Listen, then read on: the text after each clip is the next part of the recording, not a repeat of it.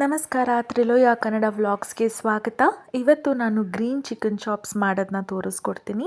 ಇಲ್ಲಿ ಮೊದಲಿಗೆ ನಾನು ಪ್ಲೇಟಲ್ಲಿ ಮಿಕ್ಸಿಗೆ ಬೇಕಾಗಿರುವಂಥ ಒಂದು ಪದಾರ್ಥಗಳನ್ನು ಇಟ್ಕೊಂಡಿದ್ದೀನಿ. ಸೊ ನಾವು ಏನೇನು ಐಟಮ್ಸ್ ಹಾಕೋಬೇಕು ಮಿಕ್ಸಿಗೆ ಅಂತ ಒಂದೊಂದೇ ತೋರಿಸ್ತೀನಿ. ಇವಾಗ ನಾನು ಮೊದಲಿಗೆ ಒಂದು ಪ್ಯಾನನ್ನು ಇಟ್ಕೊಂಡಿದ್ದೀನಿ. ಪ್ಯಾನಿಗೆ ಒಂದು 2ರಿಂದ 3 ಸ್ಪೂನಷ್ಟು ಎಣ್ಣೆನ ಹಾಕ್ಕೊಳ್ತಾ ಇದ್ದೀನಿ.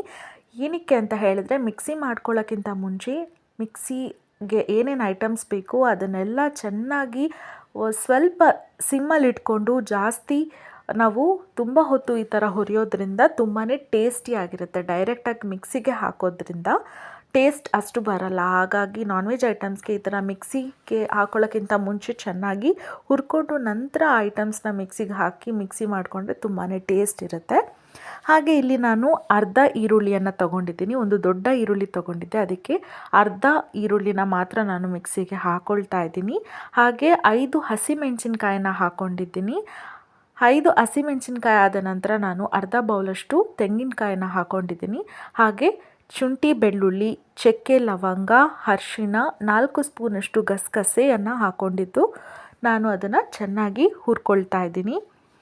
ಈಗ ಅದು ಸ್ವಲ್ಪ ಚೆನ್ನಾಗಿ ಹುರಿದ ನಂತರ ಕೊನೆಯ ಪಾರ್ಟ್ ಏನಿರುತ್ತೆ ಹುರಿದು ಆದಮೇಲೆ ಇನ್ನೇನು ನಾವು ಸ್ಟವ್ ಆಫ್ ಮಾಡ್ತೀವಿ ಅನ್ನೋ ಟೈಮಲ್ಲಿ ಒಂದು 2 ಮಿನಿಟ್ಸ್ ಇರುವಾಗ ನಾವು ಕೊತ್ತಂಬರಿ ಸೊಪ್ಪು ಹಾಗೆ ಪುದೀನ ಸೊಪ್ಪು, ನಾನ್ ವೆಜ್ಗೆ ಮೇನ್ ಇಂಗ್ರೀಡಿಯೆಂಟ್ ಅಂತಲೇ ಹೇಳ್ಬೋದು. ಇದೇ ಡಿಫ್ರೆಂಟ್ ಫ್ಲೇವರ್ ಕೊಡುತ್ತೆ. ನಾವು ಕೊತ್ತಂಬರಿ ಸೊಪ್ಪು ಹಾಗೆ ಪುದೀನ ಸೊಪ್ಪನ್ನ ಆ್ಯಡ್ ಮಾಡ್ಕೊಳ್ತಾ ಇದ್ದೀನಿ. ನಾನಿಲ್ಲಿ ಗ್ರೀನ್ ಚಿಕನ್ ಚಾಪ್ಸ್ ಅಂತ ಮೆನ್ಷನ್ ಮಾಡಿದ್ದೀನಿ. ಗ್ರೀನ್ ಅಂತ ಯಾಕೆ ಅಂದರೆ ನಮಗೆ ಹಸಿರು ಕಲರಲ್ಲಿ ಚಾಪ್ಸ್ ಬರುತ್ತೆ. ಸೊ ತುಂಬಾ ಟೇಸ್ಟಿಯಾಗಿರುತ್ತೆ. ಆ ಕಲರ್ ಬರಬೇಕಂದ್ರೆ ನಾವು ಅದಕ್ಕೆ ಹಸಿಮೆಣಸಿನ್ಕಾಯಿ, ಕೊತ್ತಂಬರಿ ಸೊಪ್ಪು, ಪುದೀನ ಸೊಪ್ಪು ಜಾಸ್ತಿ ಹಾಕಿದಷ್ಟು ಟೇಸ್ಟ್ ಆಗುತ್ತೆ. ಹಾಗೆ ನಾನು ಅದನ್ನು ಮಿಕ್ಸಿಗೆ ಹಾಕ್ಕೊಂಡು ಪೇಸ್ಟ್ ಮಾಡಿ ಇಟ್ಕೊಂಡಿದ್ದೀನಿ. ಇವಾಗ ನಾನಿಲ್ಲಿ ಅರ್ಧ kgಯಷ್ಟು ಚಿಕನನ್ನು ತೊಗೊಂಡಿದ್ದೀನಿ. ಹಾಗೆ ಒಂದು ಕುಕ್ಕರ್ಗೆ 2ರಿಂದ 3 ಸ್ಪೂನ್ ಅಥವಾ 4 ಸ್ಪೂನ್ ಮ್ಯಾಕ್ಸಿಮಮ್ ಅಷ್ಟು ಎಣ್ಣೆ ಹಾಕ್ಕೊಂಡು, ಎಣ್ಣೆ ಸ್ವಲ್ಪ ಜಾಸ್ತಿನೇ ಇರಬೇಕು. ಯಾಕಂದರೆ ನಾನ್ ವೆಜ್ ಐಟಮ್ಸ್ಗೆ ಎಣ್ಣೆ, ತುಪ್ಪ ಎಲ್ಲ ಜಾಸ್ತಿ ಇದ್ರೇ ತುಂಬಾ ಟೇಸ್ಟಿಯಾಗಿರುತ್ತೆ.